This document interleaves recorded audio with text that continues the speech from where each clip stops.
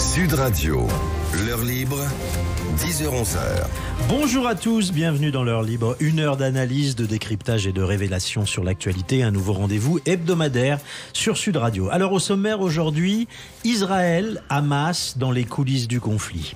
La gauche est-elle trop favorable au Hamas? Et enfin, 11 novembre oblige, enquête sur les soldats oubliés d'Indochine.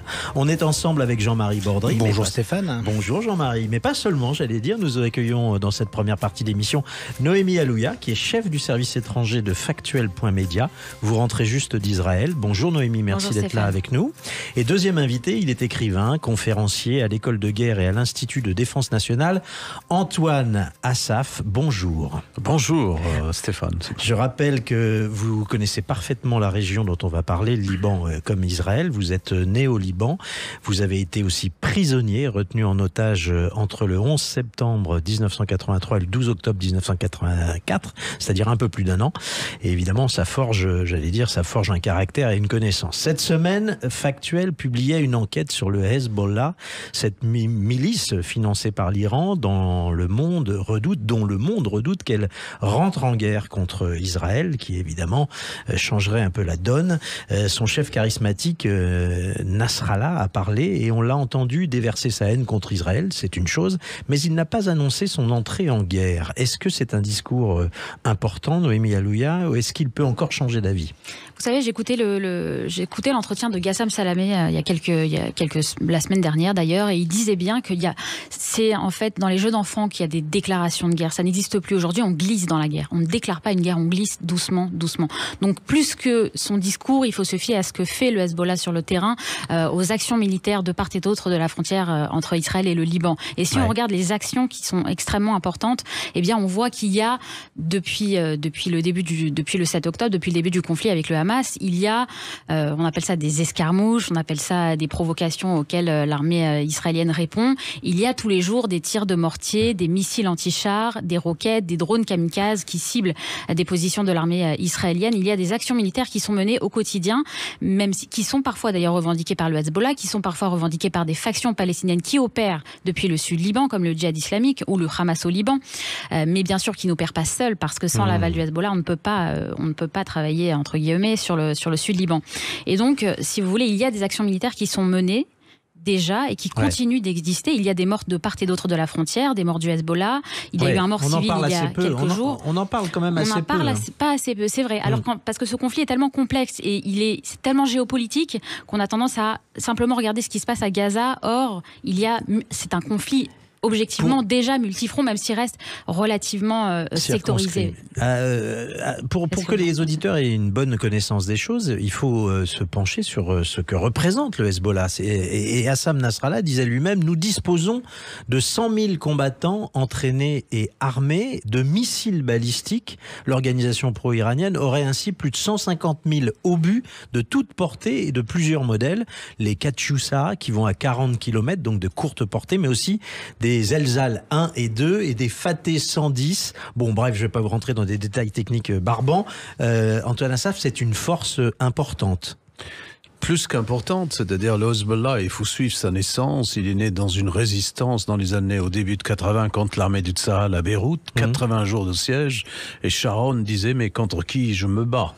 Puis il s'est rendu compte que le tempérament libanais, quand il se met à fonder des milices, que ce soit côté chrétien, avec les phalanges, les forces libanaises, les Bachir Gemayel, les Jarjah, il a son équivalent chez les chiites et les musulmans. Donc ils ont fondé leurs chiites suite au départ d'Arafat, qui a financé beaucoup. Ils ont occupé la même terre qu'on appelait le Fatahland dans le sud Liban. Il y avait déjà des fortifications et ils ont ajouté le génie libanais à cela. C'est leur terre, ce sont leurs villages. Et en écoutant son discours, je voyais 3 hommes en fait, pas un seul. Ah oui. Ah oui. Le premier, c'est celui qui s'adresse à Hamas, à la résistance palestinienne. Ouais. Vous avez tout préparé tout seul, en secret. Donc, en d'autres termes, la diplomatie cachée, c'est que allez-y jusqu'au bout tout seul. On n'ira pas, vous n'avez pas coordonné avec nous.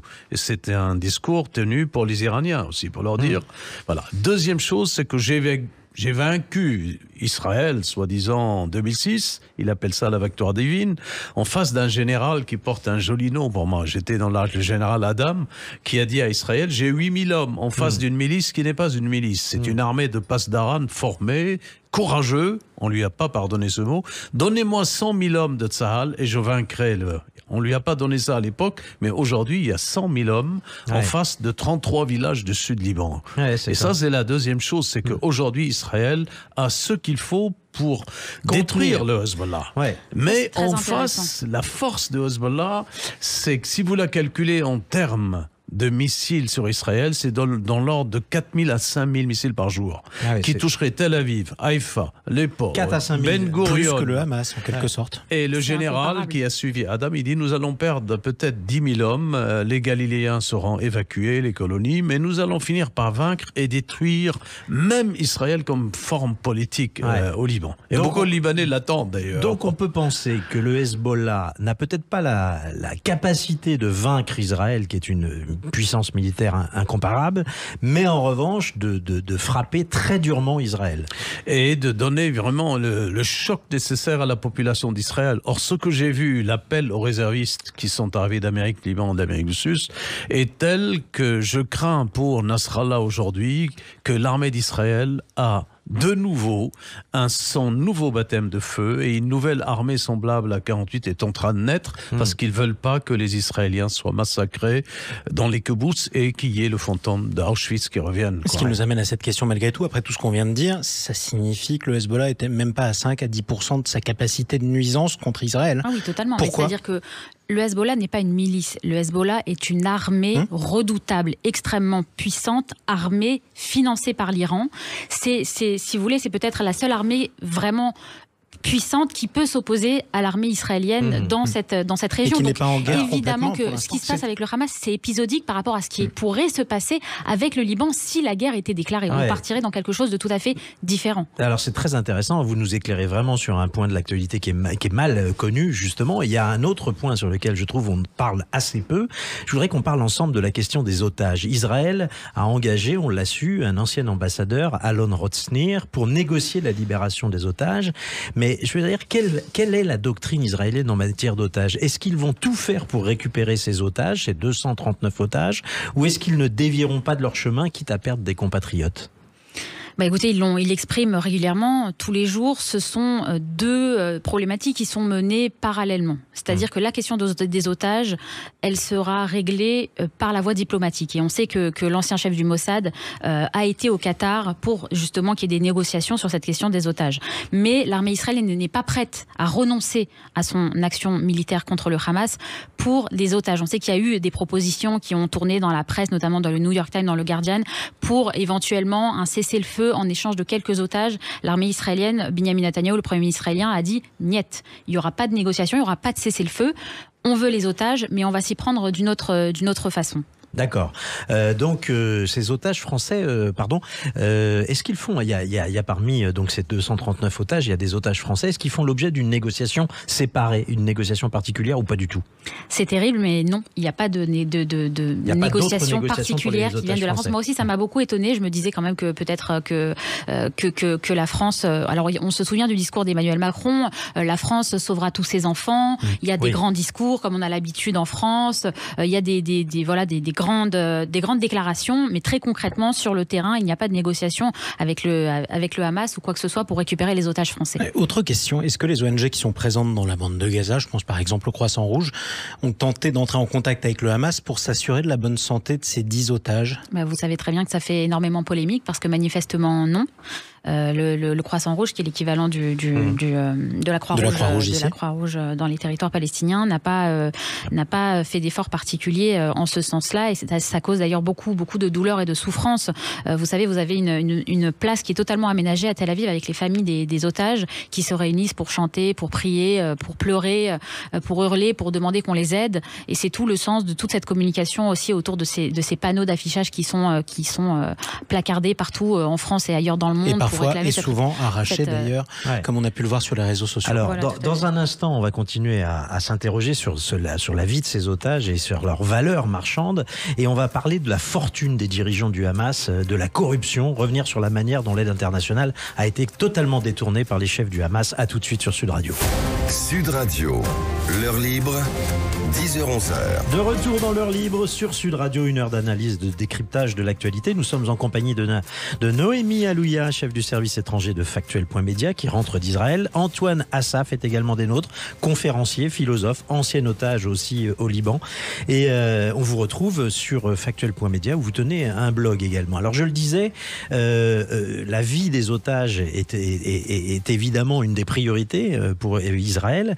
Mais est-ce que, et pardonnez la brutalité de cette question, est-ce que la vie d'un otage a une valeur marchande?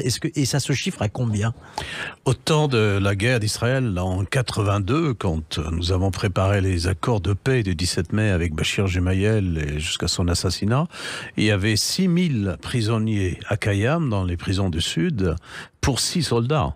Et c'est pourquoi j'étais très étonné. Si j'étais le conseiller modestement de Netanyahou, je lui aurais dit libérez les prisonniers, parce que une des buts de l'opération, de l'opération de Hamas, c'était de libérer leurs prisonniers. 2000, 3000, jusqu'à 4000, et prenez vos otages, ne livrez pas la guerre contre Gaza, et la livrez après. Avoir libéré les 200 quand même qui sont des enfants, des mères, et qui méritent autant que les soldats, autant, etc. Je leur ai fait, moi, pourquoi est-ce qu'il fait les pas, bourses ont baissé pour moi. Je valais 25 en face de moi, mais ils ne les ont pas libérés. Ils étaient tous tués. Et donc, le Premier ministre israélien a une autre idée de la question. Absolument, c'est de livrer la bataille, et d'aller jusqu'au bout, de faire peur à Hamas. Si vous allez tuer l'otage, là, ça sera la fin même du sud de Gaza. Oui, et cette question s'est aussi posée en 2006 avec le soldat Gilad Shalit, lorsqu'il a été échangé contre 1000 prisonniers palestiniens. Ce qu'il faut bien comprendre, parce que c'est vrai que moi j'ai entendu souvent dans la presse et dans les médias dire mais pourquoi est-ce qu'on n'échange pas des otages contre des combattants? Alors, les otages sont des civils, les combattants sont pour une bonne partie, des terroristes qui ont mené des actions terroristes contre Israël. Donc, échanger des civils innocents contre des terroristes, ça n'est pas possible pour l'État d'Israël, qui les a mis dans des prisons, sans doute pour des raisons qui sont évidemment bien précises. À cause, il n'y a pas assez de prisonniers du Hamas dans les geôles israéliennes actuellement pour les échanger au même mais taux là, d'échange. Mais là, ce ne sera pas possible. Il y a 242 otages. Vous n'allez pas libérer des dizaines de milliers. C'est pas possible. Ouais, d'accord. Alors, je le disais il y a quelques instants, je voudrais qu'on parle des fortunes que le Hamas a détournées, parce que là, il y a vraiment peu d'informations sur le sujet. Et pourtant, on sait, les Américains ont chiffré que Ismaël Haniyeh et Khaled Meshal, les deux principaux chefs du Hamas, auraient accumulé respectivement 2,1 milliards d'euros ou de dollars et 2,4 milliards pour le second, ce qui est absolument considérable. Est-ce que vous pouvez nous expliquer ces mécanismes d'enrichissement? Moi, je connais la fortune d'Arafat. Quand il était au Liban, il a libéré la Palestine en attaquant la Jordanie en 70, Septembre Noir, et Sharon a aidé le roi de Jordanie pour vaincre Arafat. Il l'a regretté après, parce qu'il a dit la Jordanie aurait pu être la Palestine, 80% de Palestiniens. Il arrive avec 3-4 milliards de dollars. 3-4 milliards de dollars. Et il finit à 9 milliards de dollars en 82 avant qu'Israël ne le mette dehors, qu'il se retrouve en Tunisie. Donc c'est tout l'argent de l'aide internationale qui finit sur les comptes offshore de ces et c'est sa femme qui a hérité de cet argent. Le président Abbas a demandé en vain à sa femme, qui déprime la pauvre aujourd'hui quand vous possédez tant d'argent, et qui n'arrive pas. Et n'oubliez pas le discours de Tony Blair, quand au temps du quartet, les 4 pays européens, où va cet argent? De grâce, construisez des universités et l'infrastructure. C'est ce que j'allais vous dire, parce qu'avec presque 5 milliards de dollars de fortune personnelle pour ces deux chefs, vous imaginez le nombre d'hôpitaux, d'écoles qui auraient pu être construits avec cet argent à Gaza? Vous savez, il y a une interview, l'un des chefs du Hamas a donné une interview au New York Times cette semaine, et il dit très clairement: nous, notre problème, c'est pas de régler les problèmes d'eau courante à Gaza. Nous, notre problème, c'est pas de régler l'électricité. C'est pas, en gros, de nous occuper de notre population. Nous, on veut mener une lutte armée. Quand vous les écoutez, il suffit pas, je veux dire, on n'interprète pas leurs paroles. Je vous invite à aller écouter ce qu'ils disent. Ils le disent très ouvertement. Nous, notre combat premier, c'est, en gros, l'éradication d'Israël de cette région. Et beaucoup plus que la question économique. Et c'est comme ça qu'ils ont berné Israël, d'ailleurs. On se dit pourquoi Israël n'a pas vu la menace l'aile du Hamas montait, parce qu'il y avait des négociations sur la question économique et Israël pensait que le Hamas avait abandonné ces questions existentielles pour se concentrer sur le bien-être et la question économique. Et ça, ils ont été bernés de cette façon. Et n'oubliez pas ce cri du cœur du journaliste égyptien qui rappelait que 7 ou 8 guerres avaient été déclenchées par le Hamas contre Israël depuis quelques années. Et avec tout l'argent qu'ils ont, aucun abri pour la population n'a été construit sous terre. Ce sont des tunnels pour les combattants. Alors, le cri d'Arafat, excuse-moi Stéphane, ça vaut le coup. Je me bats pas avec des kalachnikovs, je me bats avec le ventre de mes femmes. Ah d'accord. Et ça, il les met au monde, mais il les envoie mourir. Et c'est pour ça que la question, quand on parle de nettoyage ethnique, c'est totalement absurde quand on voit que la population a été multipliée plus que par 10 ces dernières années dans la bande de Gaza. Oui, et alors est-ce que ça veut dire que l'Union européenne fait preuve de naïveté quand elle décide encore tout récemment du vote de plusieurs dizaines de millions d'euros d'aide à Gaza ? Il me semble qu'il faut en fait bien départager.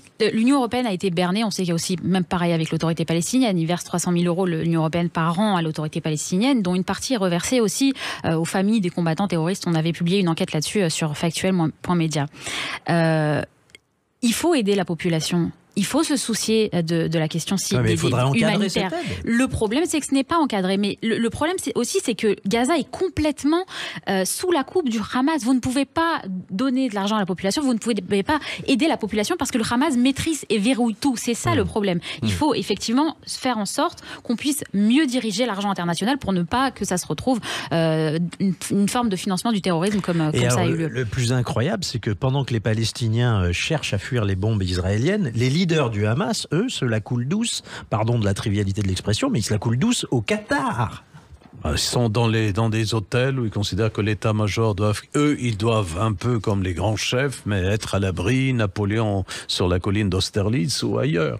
Mais ils se trompent parce qu'ils retrouveront jamais l'administration de Gaza Nord, et si ça continue, même le Sud sera perdu. Et quand on parle de ce maréchal Sissi, le pauvre, les gens oublient qu'il est président égyptien. Il est rentré à Gaza avec le char Merkava tellement il avait peur de la réaction des Hamas et des islamistes contre lui. Donc ou bien l'Égypte a une confiance et on ouvre humanitairement ses couloirs et même les garder à un certain moment pour que Gaza Nord déjà soit administré par l'UNIFIL, je veux dire les FINUL, les soldats internationaux, mais sans doute l'autorité palestinienne aux dernières nouvelles. Ouais, alors si du Abbas côté, revenait, justement, il a dit qu'il était d'accord. Du côté de la Cisjordanie et de Mahmoud Abbas, c'est pas exemplaire aussi sur la question de l'utilisation de l'argent. On voit qu'il vit dans un palais dont on a vu des photos, ça donnait le vertige. C'est un petit Versailles du côté de la Cisjordanie. Hein. Non, mais on peut pas dire que l'autorité palestinienne ait un train de vie qui soit exemplaire. Il y a aussi des corruptions qui sont monstrueuses, avec pareil une population qui se révolte contre ça. Mais enfin, entre une organisation certes corrompue, certes imparfaite, et une organisation terroriste islamiste qui se sert de sa population comme un bouclier humain, il y a un moment où il faut administrer des choix. Oui, et puis on ne serait pas tout à fait complet d'ailleurs si on ne rappelait pas que du côté israélien, Benyamin Netanyahou est aussi emberlificoté dans une affaire de corruption. Hein. La seule différence que j'y vois, c'est qu'en Israël, la corruption est un délit et qui donne lieu à des poursuites de la justice. Il y a des manifestations monstrueuses, puisque pendant un an, je vous rappelle que toute la population, ou en tout cas une bonne partie de la population, sortait dans les rues avec des drapeaux devant sa résidence à Jérusalem contre lui. Donc il y a une démocratie aussi, certes imparfaite encore une fois, mais qui existe, une justice qui existe aussi. Donc on est quand même dans un système démocratique qui est complètement différent. Vous partagez ce point de vue, Antoine ? Oui, et surtout qu'on oublie que l'État palestinien, quand on parle de 2 États, est un État ajourné. Et parce qu'il est ajourné par ses chefs, il profite des 500 000 réfugiés au Liban, tout l'argent rentre, Abbas et Hamas de l'autre côté. Maintenant, Hamas a liquidé Arafat et ses disciples à Gaza. Sans oublier que les Arabes qui vivent en tant qu'Israéliens, plus de 30-35%, que j'ai connu en 82 quand on a signé les accords de paix avec Israël, des universitaires, des docteurs dans les hôpitaux. Israël pratique la démocratie à l'égard de ce pays arabe de Haïfa. C'est eux qui disent nous ne voulons jamais aller du côté de Cisjordanie et on veut rester. Et dans l'armée aussi. Ouais, et ceux qui parlent d'ailleurs d'Israël comme d'un régime d'apartheid seraient inspirés d'aller voir sur place pour voir qu'il n'y a absolument pas de régime d'apartheid. Les 30% 50% de musulmans bientôt qui 40, vivent, 50 même. bientôt 40, 50, qui vivent en Israël, vivent au même titre que les autres citoyens israéliens. Il y a très peu de différence de statut. Et certains ont été tués au même titre, d'ailleurs, le 7 octobre que les autres par Vous faites bien de le rappeler. Parce qu'ils n'ont pas aussi. confiance dans l'autorité palestinienne qui, inspirée d'Arafat, se sert du peuple, du ventre des femmes, pour justement rendre impossible la coexistence avec Israël. On va peut-être revenir sur une polémique qui a marqué cette semaine, parce qu'elle était quand même assez spectaculaire.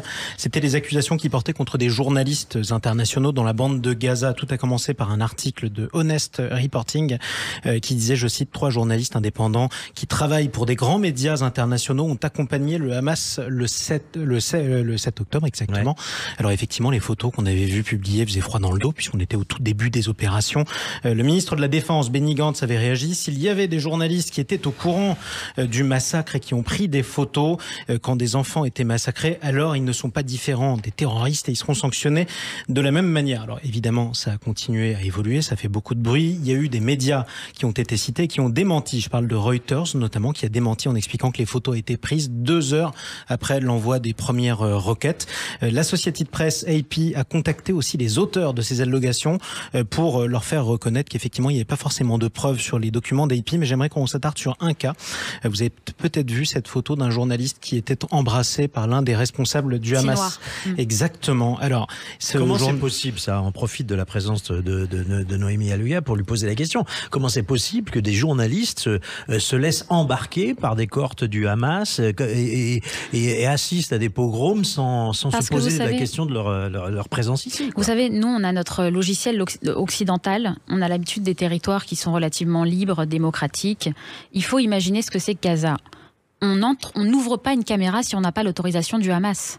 C'est-à-dire que toutes les informations qui sortent de Gaza sont vérifiées, validées, filtrées par le Hamas. Et sinon, vous êtes exécuté. Enfin, je veux dire, on est là-dedans. Donc à partir de ce moment-là, quand vous avez compris ça, vous savez aussi que les journalistes qui travaillent sont des Gazaouis qui sont forcément en collision avec le Hamas. C'est pas surprenant pour ceux qui connaissent un petit peu la réalité du terrain. Très juste un mot pour conclure. Le journaliste qui travaillait notamment pour CNN, qui était en photo en train d'être embrassé par le chef du Hamas, ne travaillait pas le 7 octobre pour CNN, c'est ce qu'a rappelé CNN, qui l'a en plus renvoyé, c'est-à-dire qu'il ne travaillera plus pour la chaîne plus tard, comme quoi il y avait bien connivence. Absolument.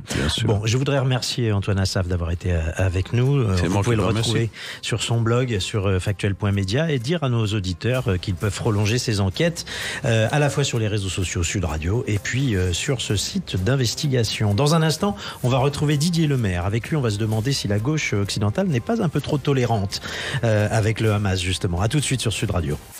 Sud Radio, l'heure libre, 10h-11h. De retour dans l'heure libre sur Sud Radio, une heure d'analyse et de décryptage de l'actualité avec notre ami Jean-Marie Bordry. Toujours présent. Noémie Alouia, également chef du service international de Factuel.media. Et nous a rejoint Didier Lemaire, professeur. On se souvient de vous pour des raisons qui n'étaient pas particulièrement, je dirais, simples pour vous, puisque vous aviez fait l'objet de menaces il y a un peu plus d'1 an, 2 ans maintenant, c'est ça? Oui, c'est ça. À peu près, voilà. Et vous venez de rédiger, Didier, une tribune intitulée « L'honneur perdu de la France insoumise ».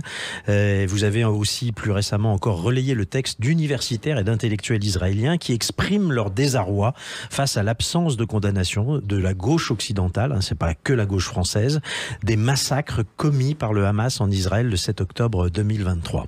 Alors, je voulais vous citer, vous condamnez très sévèrement l'attitude depuis le 7 octobre de la France insoumise, et vous écrivez « La France insoumise souffle sur les braises de l'islamisme ». Oui, il y a une progression dans la France insoumise concernant l'attaque des principes républicains. On l'a vu pendant les émeutes qui ressemblent plus à une rébellion à la fois contre la société française et contre les institutions républicaines.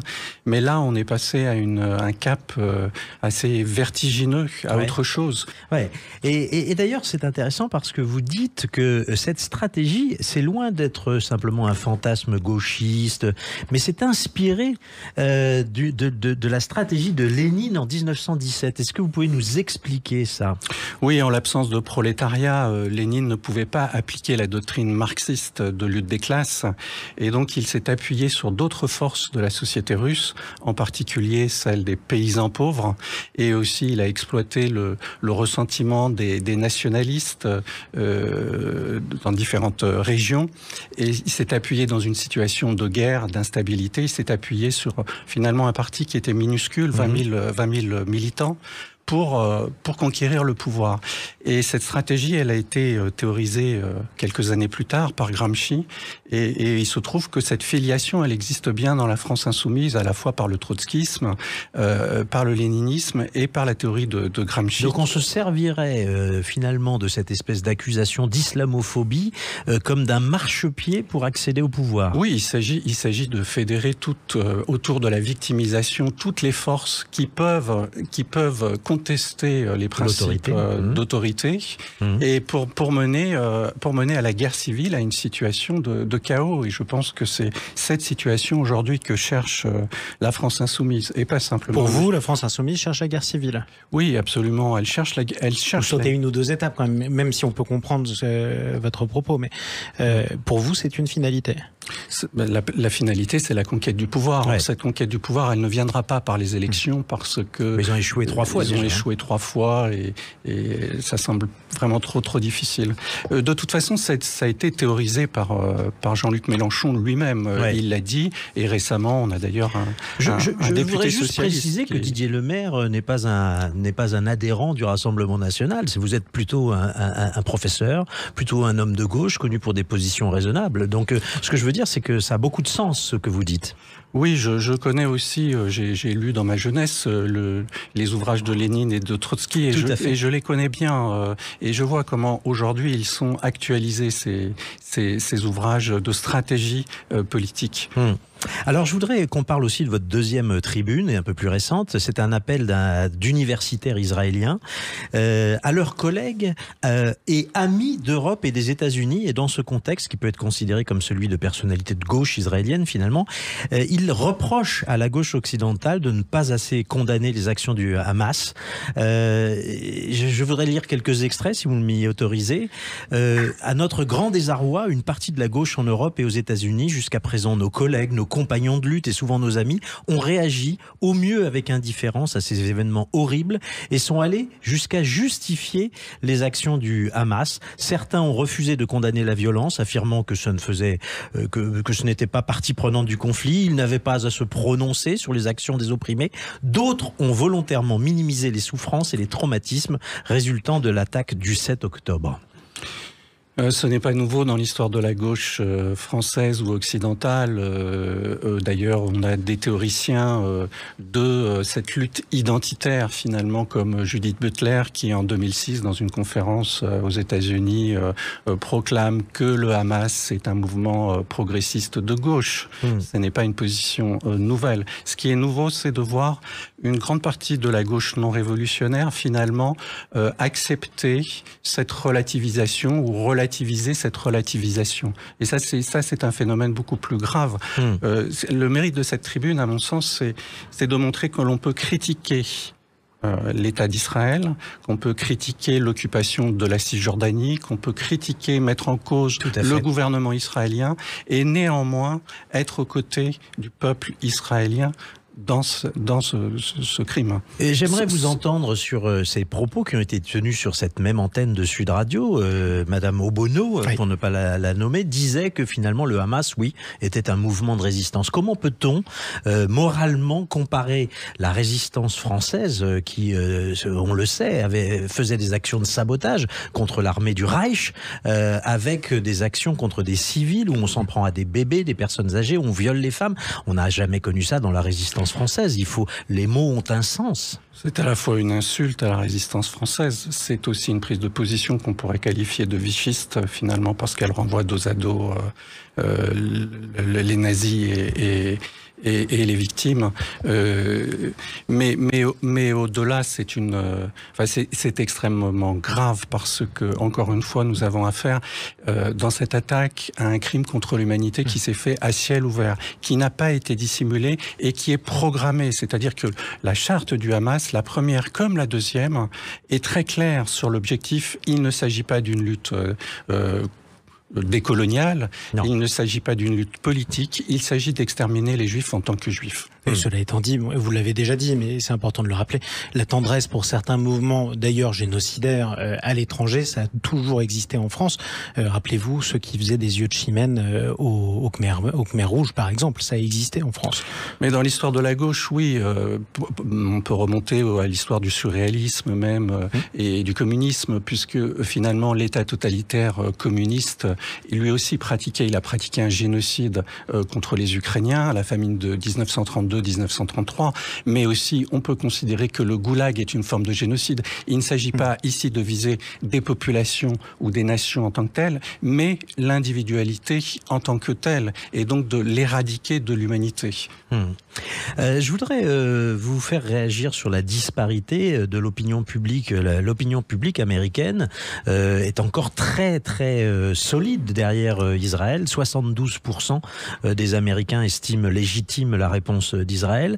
En France, on a l'impression que depuis une petite quinzaine de jours, l'opinion publique est en train de bouger sur ces lignes. Moi, je crois qu'il faut distinguer, disons, l'opinion publique des Français de façon générale, et puis ensuite les relais qui sont faits de cette opinion publique par certains partis, parce que quand on compare les positions des Français en général ou de chaque Français dans ses partis politiques et la position des partis politiques, on trouve qu'il y a tout de même de gros écarts. Ouais. Noémie Alouia, vous vouliez réagir à ces différentes opinions publiques? Oui, alors c'est vrai que si vous voulez, c'est effectivement pas nouveau, c'est récent, c'est arrivé dans l'histoire, malheureusement trop souvent, qu'il y ait une sorte de passion pour les révolutionnaire, une passion pour la violence. Et c'est ça ce qu'on ressent aussi. Vous savez, quand la France insoumise a refusé de condamner les révoltes qui ont eu lieu en France, les émeutes qui ont eu lieu en France il y a quelques mois, déjà là, on voyait aussi, si vous voulez, cette espèce cette façon de soutenir le renversement de l'autorité en place. C'est pour ça que je vous rejoins quand vous dites qu'il y a une forme de finalité dans cette revendication qui pourrait aboutir à une sorte de promotion de la guerre civile. Parce que lorsqu'on refuse de condamner des émeutes qui mettent le pays à terre pendant plusieurs jours, on comprend bien qu'il y a quelque chose qui est problématique déjà à ce moment-là. La morale chez ces gens-là n'étant que l'expression de classe sociale des dominés ou des dominants, il n'y a pas de principes moraux en soi, et donc cette trahison finalement des valeurs républicaines, de liberté et d'égalité et de fraternité sont consubstantielles à ce mouvement. Je voulais poser une question, Jean-Marie. On pourrait revenir aussi sur la passion pour la violence, ça vous l'avez dit pendant les émeutes, c'était assez intéressant. Mais il faut quand même rappeler aussi que vous avez beaucoup de divisions sous-jacentes actuellement à la France insoumise, et que si les dénonciations publiques sont pas si nombreuses de Jean-Luc Mélenchon, elles existent. Vous regardez d'ailleurs un certain nombre de députés qui feront un compromis, n'iront pas marcher demain parce qu'il y a le Rassemblement national, mais se débrouilleront pour marcher ailleurs, à Avignon ou à Strasbourg. La France insoumise n'est pas le parti communiste stalinien des années 30, quoi. Oui, mais alors là, quand même, on peut s'interroger. Allez-y. On peut vraiment s'interroger, et c'est peut-être... On est là pour s'interroger. C'est peut-être pire. Et là, il n'y a pas de cordon sanitaire, curieusement. Curieusement, si ces gens avaient un peu de dignité, s'il leur en restait, ils quitteraient immédiatement ce parti. Ouais. Un parti qui joue avec l'antisémitisme en France depuis des mois, en invitant des figures reconnues de l'antisémitisme dans ses universités d'été, dans des conférences. Ce parti, je pense, a perdu tout honneur, toute dignité. Il faut le dire. On ne peut pas accepter. On ne peut pas accepter finalement de couvrir de tels crimes. Ce sont des crimes contre l'humanité. Il ne s'agit plus de stratégie politique. Merci beaucoup Didier Lemaire, vos propos étaient particulièrement saisissants. Dans un instant, on va changer de sujet. 11 novembre oblige, jour hommage à nos morts pour la France. On va se demander où sont passées les dépouilles des soldats français morts en Indochine, avec Capucine Canonne qui va nous rejoindre et Noémie, pardon, décidément, je bute sur votre prénom Noémie, je ne sais pas pourquoi. Vous allez bien le redire plusieurs fois, ça doit être ça. À tout de suite sur Sud Radio. Sud Radio, l'heure libre, 10h-11h. De retour dans l'heure libre sur Sud Radio, une heure d'analyse et de décryptage de l'actualité. Nous sommes, chers amis, le 11 novembre, journée souvenir de l'armistice de 1918, où la France rend hommage à tous ceux qui se sont battus pour elle. Vous me rappeliez à l'instant, cher Jean-Marie, que le 11 novembre 1923, la flamme destinée à célébrer le soldat inconnu avait été allumée, donc on en fête le centenaire. Exactement, aujourd'hui c'est le 100e anniversaire de la flamme du soldat inconnu sous l'Arc de Triomphe à Paris, évidemment. Et c'est le 95e anniversaire quand même de l'armistice signé à Rotonde dans ce fameux wagon le 11 novembre 1918. Alors Noémie Alioua, vous avez choisi de rendre hommage d'une manière un peu particulière aux soldats français. Mais cette fois-ci, vous avez choisi dans Factuel de vous pencher sur le sort des soldats français morts en Indochine il y a bientôt 70 ans. Nous a rejoint Capucine Canonne. Bonjour Capucine. Bonjour. Vous êtes journaliste, vous travaillez avec Noémie, vous êtes correspondante au Vietnam et vous êtes l'auteur donc de cette enquête sur les dépouilles oubliées de ces Français morts au Vietnam, enfin en Indochine à l'époque. À l'époque, rappelons qu'il y a eu près de 100 000 morts côté français. Et on pourrait vous demander, Capucine, si vous voulez bien commencer, qui se soucie encore de ces soldats perdus de la guerre d'Indochine, de ces dépouilles, puisque on apprend à lire votre enquête que l'écrasante majorité de ces dépouilles sont restées sur place. Oui, alors je vais me permettre un contexte historique d'abord, aux accords de Genève 1954 qui marquent la fin de la guerre d'Indochine. Il y a eu des blessés et des corps qui ont été rapatriés en France. Selon les archives, il y en a eu 12 000 entre 1955 et 1975. Ouais. Après, ça s'arrête. Alors, réseau obscur, les historiens ne savent pas trop pourquoi. Les dépouilles françaises sont regroupées dans des cimetières au Vietnam, mais les familles continuent à réclamer leurs défunts, leurs morts. Bien sûr, c'est assez logique. Voilà, tout à fait. Et donc, des discussions reprennent vers les années 80 entre la France et le Vietnam, et il y a un accord international qui est mis en place entre la France et le Vietnam sous forme de correspondance. Et donc en 1986 jusqu'à 1987, il y a 27 000 dépouilles qui ont été rapatriées. La France a quand même mis à peu près 12 millions de francs à l'époque sur la table. Ouais. J'insiste, tout ça ce sont des chiffres, des estimations. Bien sûr. Aujourd'hui, effectivement, il y a des milliers encore de corps qui se mélangent. Mais alors, vous vous rappeliez que les familles de ces Français réclament ces dépouilles. Et alors, pourquoi est-ce que ce n'est pas organisé? On peut se poser la question. Pourquoi est-ce que la France n'organise pas le rapatriement progressif? On peut comprendre que ça s'échelonne dans le temps, que c'est pas une priorité numéro 1, compte tenu, évidemment, et sans faire offense à leur mémoire, que ça peut attendre évidemment un peu. Mais enfin, là, quand même, on a dépassé des délais de décence. Oui, effectivement, il y a un sentiment de traitement tardif mémoriel qui s'explique aussi en fait par le contexte historique des batailles. Il y a eu la bataille de Dien Bien Phu, il y a aussi la bataille de la route coloniale 4, pardon. Ouais. Je me mélange dans les chiffres. Et en fait, pendant cette période, il y a eu énormément de morts et on peut le dire clairement, la France n'a pas pu clairement référencer ces morts. Il y a eu des morts tout le long des convois, dans des chemins de campagne, dans les montagnes, autour des camps de prisonniers à cause du climat, des maladies, des blessures. Donc en fait aujourd'hui, il y a énormément de sépultures, des milliers de sépultures qui sont dans tout le Vietnam, qui sont sommaires, qui sont éparses, qui sont non référencées et non identifiées. Il y a aussi toutes les troupes coloniales locales qui se sont battues pour la France, qui n'ont pas été rapatriées, sans parler des cimetières à Dien Bien Phu, où il y a à peu près 7000 tombes officiellement vietnamiennes, mais il y a certainement des soldats français qui ont été enlevés. Et sans oublier d'ailleurs les milliers de corps des soldats français de Dien Bien Phu qui sont partis dans des camps, puisque le taux de mortalité est absolument épouvantable. Énorme. Des milliers de morts aussi au niveau des camps et lors des convois. Ouais. Petite question, qu'est-ce que l'on fait des dépouilles des défunts français quand ils sont rapatriés en France? Je crois que c'est à Fréjus que sont destinés ce rapatriement. Alors effectivement, il faut rappeler quand même qu'il y a que la France a pour obligation, Patricia Miralles, la secrétaire d'État chargée des anciens combattants et de la mémoire, l'a rappelé, il y a une obligation de la France d'assurer une sépulture perpétuelle à ceux qui sont morts pour elle. Cas particulier du Vietnam, ces rapatriements ont lieu en nécropole, dans la nécropole de Fréjus, qui a été inaugurée en 1993, ou vers les familles qui le souhaitent, qui réclament leur corps.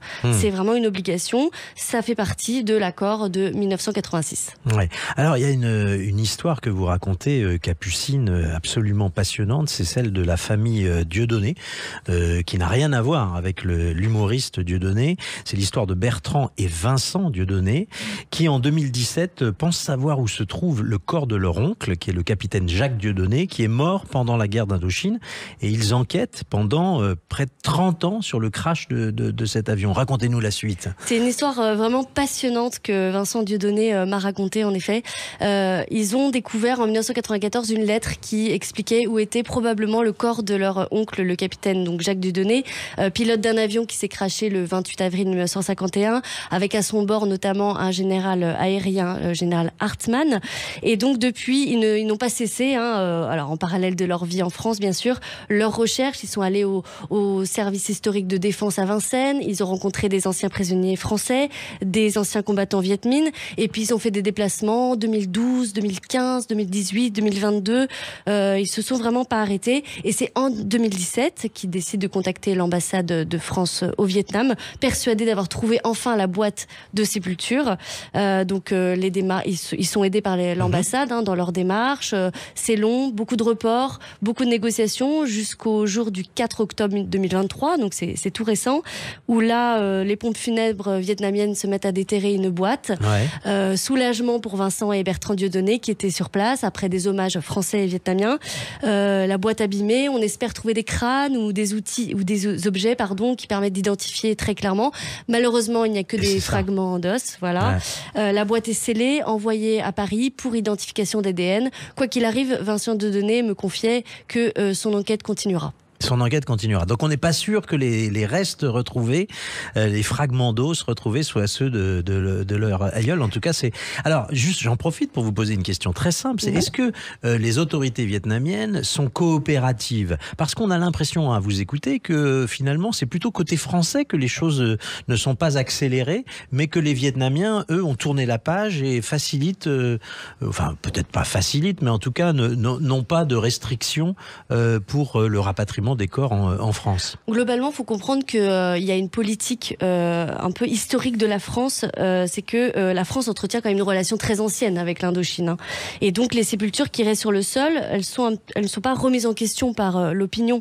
Les Français, globalement, acceptent que les corps des Français soient enterrés à côté de leurs frères d'armes. Ça, c'est quelque chose de très important à comprendre. Effectivement, aujourd'hui, l'ambassade de France au Vietnam me confie que c'est du cas par cas. C'est vraiment du cas par cas. Les rapatriements aujourd'hui, il y en a plus, c'est plus par dizaines ou par centaines. C'est vraiment du cas par cas, comme la famille Dieudonné. Mais il y a quand même 60 000 dépouilles restantes, Noémie Alouya. Non, si vous voulez, déjà je trouve que c'est une passionnante enquête. Merci Capucine d'avoir travaillé là-dessus pour Factuel.media, d'avoir interrogé tous les interlocuteurs qui sont au plus près du dossier. Et moi, ce qui m'a vraiment surpris quand j'ai lu toute cette histoire, c'est le fait de me dire que ce sont les familles qui font les démarches, alors même que ce sont des hommes qui sont morts pour la France. Et c'est vrai que vous avez raison, Stéphane, quand vous dites qu'on a l'impression que finalement la France ne fait pas ce qu'elle devrait faire. Excusez-moi, pour récupérer les corps de ces soldats, et je trouve ça vraiment, vraiment, vraiment choquant. Ce sont des hommes qui sont morts pour la France.